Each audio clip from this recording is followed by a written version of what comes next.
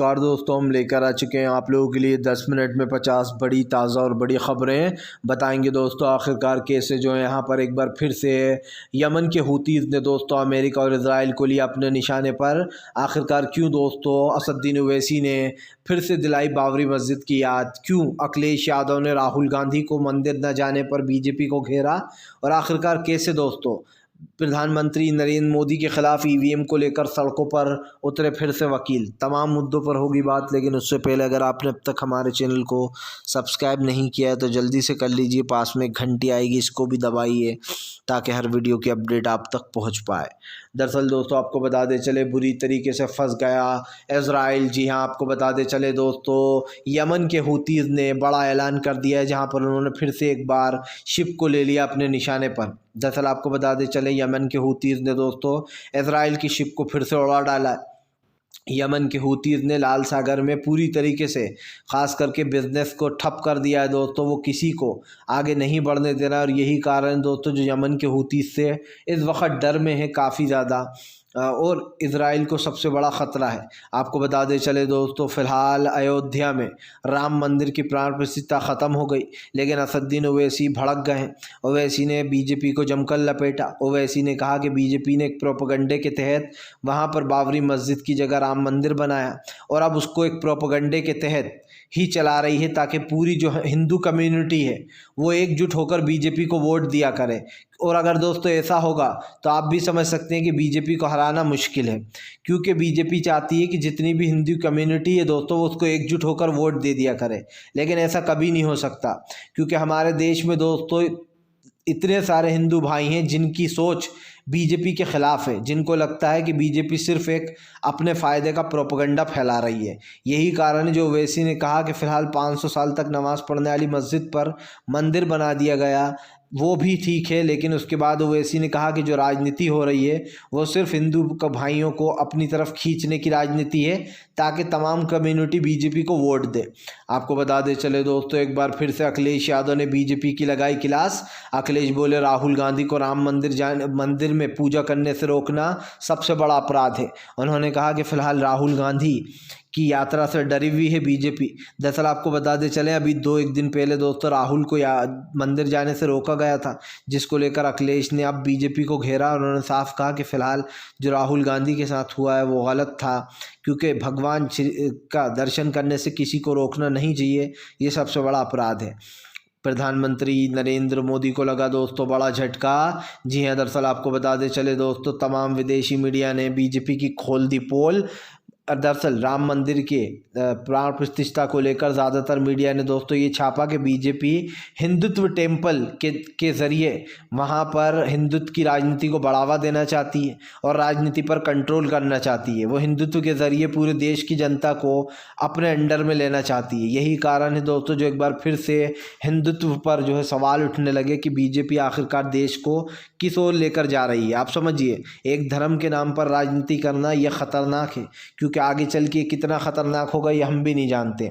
आपको बता दे चले दोस्तों फ़िलहाल इजराइल और तमाम यूएस के देशों पर यमन के पार्लियामेंट में बड़ा फैसला, यमन ने फैसला लिया है दोस्तों कि अब वो यूएस, अमेरिका और इजराइल को आतंकवादी घोषित कर दिया गया है। दरअसल आपको बताते चले कुछ दिन पहले अमेरिका ने यमन को जो है यहाँ पर आतंकवादी संगठन घोषित कर दिया था, जिसके बाद अब यमन ने बदला लेते हुए यूएस, अमेरिका और इजराइल को आतंकवादी देश घोषित कर दिया है।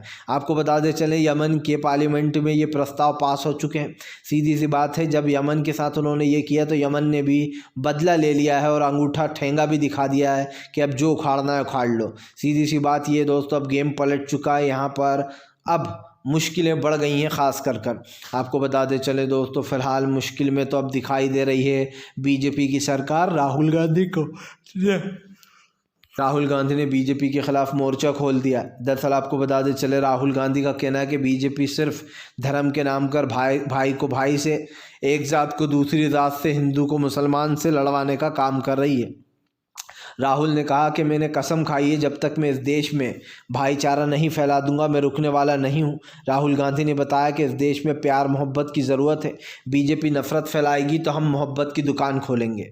दरअसल दोस्तों बीजेपी एक और एजेंडा भी चलाती है। वो कहती है कि कांग्रेस जो है वो मुस्लिमों की पार्टी है। बीजेपी कई हिंदू भाइयों के दिमाग में ये बात डालती है कि कांग्रेस मुसलमानों का समर्थन करती है, जबकि दोस्तों ऐसा कुछ भी नहीं है। आप भी जानते हैं कि कांग्रेस ने हमेशा विचारधारा गांधी की जो है उसी विचारधारा से काम किया है, देश में सबको जोड़कर रखा है। लेकिन बीजेपी का एक ही एजेंडा रहा है, वो सत्ता में रहे या ना रहे, उसने हमेशा दंगे फैलाए हैं और ये आरोप लगते रहे हैं बीजेपी के ऊपर, क्योंकि बीजेपी के कई संगठन है, बजरंग दल, विश्व हिंदू परिषद दोस्तों, ऐसे जितने भी वीएचपी, ये जितने भी संगठन है किसके हैं? बीजेपी के पैदा करे हुए संगठन है जो बीजेपी का साथ देते हैं ताकि ये लोग दोस्तों अपनी मनमानी कर सके देश में। क्योंकि जाहिर सी बात है बीजेपी की सरकार जब तक है तब तक हिंदुत्व का बोलबाला करते हैं, ये हिंदुत्व के नाम पर लोगों को पीट देते हैं, गौ हत्या के नाम पर मार देते हैं लोगों को। इसी को लेकर ये प्रोपेगेंडा चलाया जाता है, जिसको लेकर बड़े खुलासे अब हो रहे हैं दोस्तों मीडियाओं के द्वारा। आपको बता दें चले दोस्तों, फिलहाल एक बार फिर से इंडिया गठबंधन की होने वाली है जल्दी दोस्तों राहुल गांधी की यात्रा में एंट्री। बताया जा रहा है महाराष्ट्र में जुटेगा तमाम जमावड़ा। दरअसल आपको बता दें चले राहुल गांधी की जो भारत जोड़ो न्याय यात्रा है दोस्तों, जिस दिन न्याय यात्रा महाराष्ट्र पहुंचेगी, अब खबर आई है उस दिन तमाम इंडिया के जो विपक्ष के नेता हैं वो राहुल गांधी के साथ जुड़ेंगे और सब लोग राहुल गांधी का सपोर्ट करेंगे, क्योंकि उस दिन ख़त्म हो जाएगी यात्रा जब राहुल मुंबई पहुंच जाएंगे। उन्होंने ये यात्रा शुरू की थी दोस्तों, आपको पता ही है, मणिपुर टू मुंबई, तो मणिपुर से चल रहे हैं। हालांकि ये यात्रा में अभी लगभग 3 महीने लगेंगे, 2 से 3 महीने। तो ये मानकर चलिए कि राहुल की इस यात्रा को लोगों का प्यार, मोहब्बत, सम्मान मिल रहा है और इस यात्रा के कई मायने हैं। राहुल गांधी उन देशों को जोड़ रहा है दोस्तों जहां से वोटों को जोड़ा जा सकता है, यहाँ पर सबसे ज़्यादा वोट मिल सकते हैं दोस्तों। और वो राज्य 3-4 ही राज्य आते हैं जहाँ पर सबसे ज़्यादा संख्या है वोटों की, ये आप भी जानते हैं। आपको बता दें चले दोस्तों एक बार फिर से जो है यहाँ पर केजरीवाल ने बीजेपी को लिया निशाने पर। अरविंद केजरीवाल बोले बीजेपी ने हमें नहीं बुलाया था इसलिए हम नहीं गए, लेकिन हमने दिल्ली के मंदिर में जाकर पूजा की। दरअसल दोस्तों विपक्ष ने भी अपनी चाल चली, बीजेपी उधर अपना गेम कर रही थी तो विपक्ष दोस्तों अपनी तरीके से अपना गेम कर रहा था।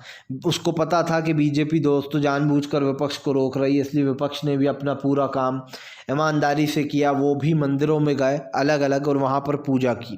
लेकिन सवाल सिर्फ ये नहीं है दोस्तों, सवाल ये भी है कि अरविंद केजरीवाल को पता है बीजेपी ने उनके एक एक कर तमाम नेताओं को जेल में डाल रखा है।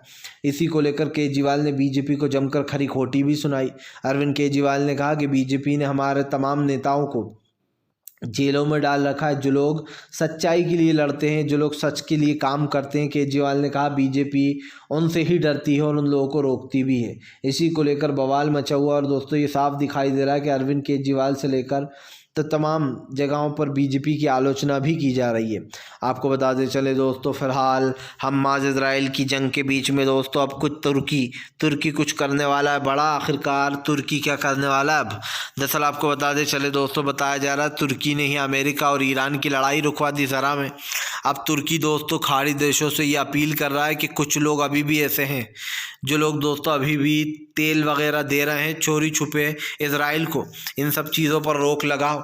हालांकि आपको बता दें चलें तमाम बिजनेस इजराइल के साथ बंद कर चुके हैं मुस्लिम देश, और उसका तेल अवीव पर भी रोक लगाने की बात की थी, लेकिन एक पूरी तरीके से अभी ये पॉसिबल नहीं हुआ।